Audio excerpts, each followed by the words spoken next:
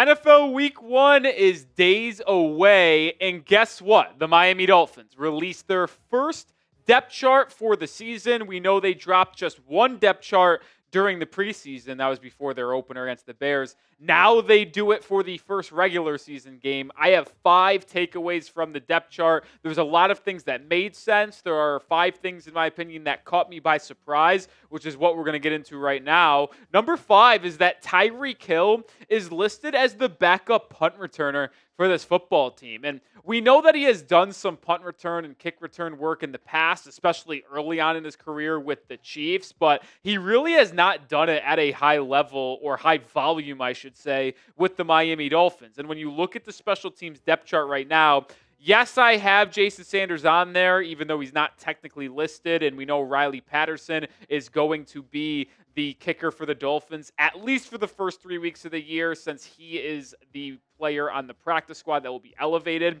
But you look over to what I'm talking about here. Malik Washington was both the kick returner and punt returner. No surprise here. He is that guy. But you see it. Tyreek Hill and Jaylen Waddle are the punt return 2 and punt return 3 guys, with D. Eskridge being the backup kick returner and then Jaylen Wright being the third kick returner. So a little bit shocked that it's 2 wide receivers behind Malik for punt return at Tyreek Hill and Jaylen Waddle. Would have thought it would have been D. Eskridge, who did a lot of the return work behind Washington in the preseason on punts. But hey, I can't hate putting Tyreek Hill there, especially if you know this is the last season he's playing for you, which it seems like it will be.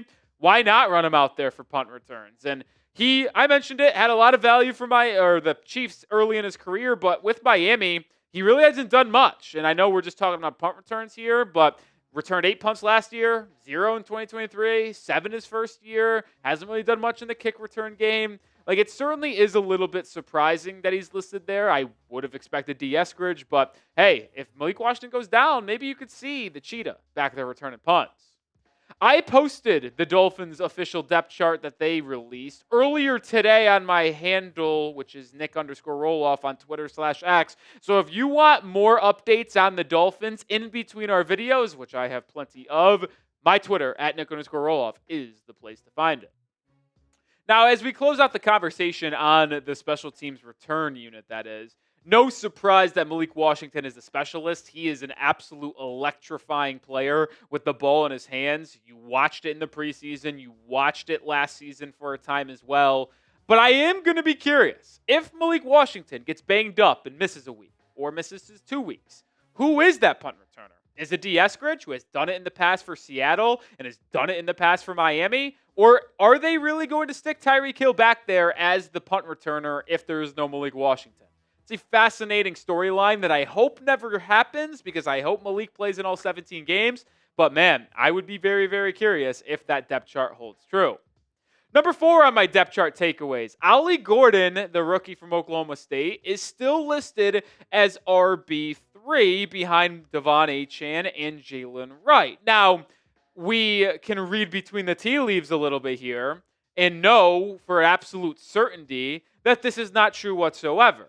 Like, maybe if everybody was healthy, sure, but Jaylen Wright is going to miss at least week 1. We know that. He didn't practice Monday. McDaniel said that he's hoping Wright returns sometime in September-ish, which probably tells me it's likely either week 3 against Buffalo or week 4 against the Jets, since he didn't get placed on IR. But he's certainly not available for the first game of the season. So Ollie Gordon is going to be the RB2 behind Achane, and then your third running back is going to be a practice squad elevation, whether it be Jermichael Hasty or Jeff Wilson, but it would probably be Jeff Wilson, since he is more experienced in this Dolphins scheme and has done it in the past. Now, the question I have to ask myself is Jaylen Wright going to resume RB2 duties when he returns? Because they're signifying with his depth chart, if you read it literally, that Wright would be the RB2 if everybody was healthy. I feel as if it should have been Ollie Gordon regardless. So what happens if Ollie Gordon plays well in the couple weeks that Wright is out with an injury? Is he still going to come back and be that RB2? Or are you going to have him come back and be RB3 behind OG and Achane? Certainly an intriguing thing to keep an eye on as well.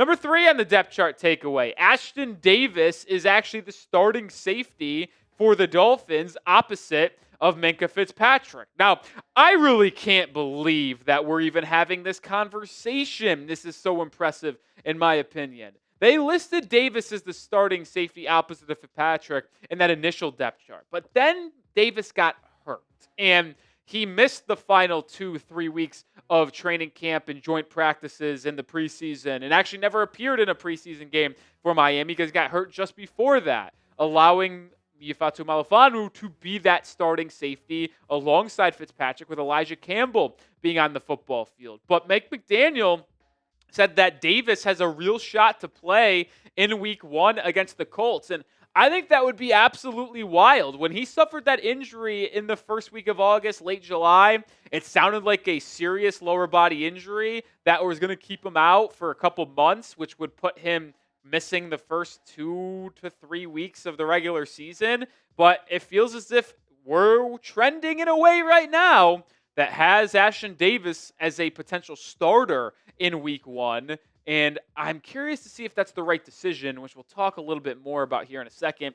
But this episode is brought to you by Prize Picks. And you and I make decisions every single day. But on Prize Picks, being right can get you paid. Don't miss any of the excitement this season on Prize Picks, where it's good to be right. I won this past week in college football thanks to Arch Manning stinking it up alongside some other players like Deshaun Bitcher from Tennessee. But I'll be looking to cash in again this upcoming weekend in professional football. Prize Picks is simple to play. Just pick more or less on 2 to 6 player stat projections. If you get your picks right, you can cash in.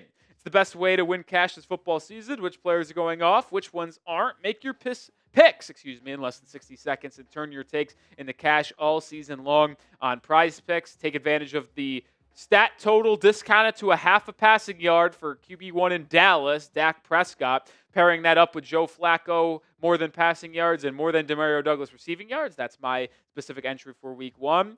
Download the app today and use code CLNS to get $50 in lineups after you play your first $5 lineup. That is code CLNS to get $50 in lineups after you play your first $5 lineup. Prize Picks. It's good to be right. Going back to Ashtyn Davis, he did practice on Monday. When Mike McDaniel spoke to the media, he labeled Davis as someone who could be available for week 1 and was lining up with this team in practices. And we know that Ashtyn Davis was ahead of Ifeatu Melifonwu before his injury. He just played better in OTAs. He played better in minicamp. He played better in the first week or 2 of training camp when Melifonwu was on the NFI list. So Davis was going to be the starter next to Fitzpatrick before his injury. Now I projected Melifonwu to start since Davis probably wasn't going to be 100%. But if he gets to that point where he's 100% healthy before week 1, he could still be that starter despite not getting a ton of reps alongside Fitzpatrick on the back end of that defense in joint practices and some of these preseason dress rehearsals. I'm interested to see what Miami ultimately does. If you are asking me, I do not know how healthy Davis is to a degree. I just report the news that is shared on social media to all of y'all. But I would still imagine it's in Miami's best interest to hold out Ashtyn Davis for week 1. You're playing a team that will not stress you vertically in the passing game with Daniel Jones at quarterback. Let Davis rest up one more week. Start Melifonwu next to Fitzpatrick, and then you could have your full repertoire of safeties the following week against your division rival, the New England Patriots. Number 2 on the depth chart takeaways, Darren Waller is still listed as the tight end 1 for this football team. And I get it. You probably don't have any other players you can list as tight end 1. But boy, oh boy, I can't get over him being TE1, man. He obviously leads the list that has Julian Hill as tight end 2 and Tanner Conner as tight end 3. But it's hard for me to really imagine a world where Darren Waller is the starting tight end for this football team on Sunday against the Colts. The guy did not practice really at all after being traded for before training camp. He started on the PUP list, was activated off the PUP list, but never participated in any joint practices, never participated in any training camp practices. Like, he is just starting to get integrated to team activities this week. and you want me to believe that a guy who didn't play football last year because he was retired is going to be the starting tight end, I don't really feel that way, and I'll explain more here in a second. But the season is here, folks. Make sure you are subscribed to the channel. We're on the road to 73K. The goal is to get there before week 1 against the Colts this Sunday. 270 away. Appreciate all the new subscribers, but if you want more daily Dolphins content and want to join the largest growing Dolphins YouTube channel there is, well, hit that sub button right now. On Monday, Mike McDaniel did speak on Darren Waller and his return to this Dolphins football team. He said that he envisions Waller playing on Sunday, but the amount of usage will be determined by this week leading up to week 1. And if you did not watch our Tuesday morning show, which is another reason why you have to be subscribed, I talked about Waller and his snap percentage and what I believe is going to happen. I'll briefly mention it again here. Just due to the inability and lack of practices that Waller has had, I would be absolutely stunned if he ends up playing more than 40% of the snaps in week 1. 40% of the offensive snaps, that is. So if the offense is on the football field for, say, 55 snaps, I wouldn't expect him to play probably more than 20, 25. That would be an absolute shock to me with the lack of reps, lack of rapport, lack of chemistry that he has developed with Tua. We could talk about Tyreek Hill and Achane missing practice, but those guys have also been in the system for multiple years and played with Tua and developed a chemistry on the football field with QB1. Waller is yet to do that, so I just can't imagine him getting a large workload in week 1 with the lack of practices that he has under his belt. Final takeaway here in a second, but should Darren Waller be listed as tight end 1 in your opinion? Type Y for yes, type N for no. I'm not bullish on this tight end room regardless, and it would probably not be ideal to have Julian Hill as your tight end 1 either, but either of these guys don't really deserve to be a tight end 1 on a football team right now in the year of 2025, if we're being honest. All right, the final and most important takeaway I have, it's in that cornerback room. No nickel CB listed. And it's hard to really know what the Dolphins are thinking here. And we have often, when we showed the graphic of the depth chart, you will see 3 faces on our depth chart. I had to change it to show the listed cornerback depth chart for Miami and what they put on their website. They listed Storm Duck as CB1. That was expected. They listed Jack Jones as CB2. Very expected. But you have Ethan Bonner as that number 1 corner behind Storm Duck and Jason Marshall Jr. as the 3rd corner behind Storm Duck, with Rasul Douglas as the first guy up behind Jack Jones and Juju Brents, the claimed corner from Indianapolis, as the 3rd corner next to or behind Jack Jones. So they listed just 2 starting corners, no nickel corner, and Jason Marshall Jr., who we all think is likely going to be a starter, as a 3rd-line CB. And if you are panicking over this, I will make my stance abundantly clear.